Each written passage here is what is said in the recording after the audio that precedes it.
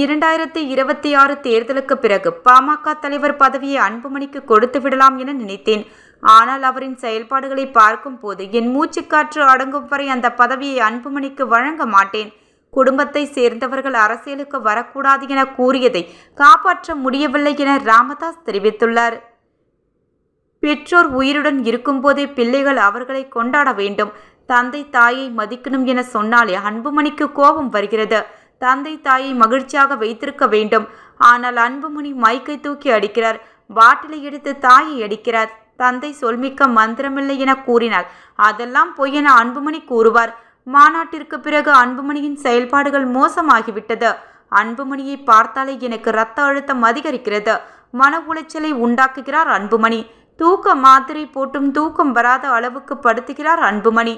பாட்டாளி சொந்தங்களை என்றால் பூரிப்பு ஏற்படுகிறது. 2026 தேர்தலுக்கு பிறகு அன்புமணிக்கு தலைவர் பதவியை தருகிறேன் என நேற்று சொன்னதற்கு 99% பாமகவினர் எதிர்ப்பு தெரிவித்தனர். அந்த 1% அன்புமணியின் குடும்பத்திற்காக விட்டுவிடுகின்றேன்.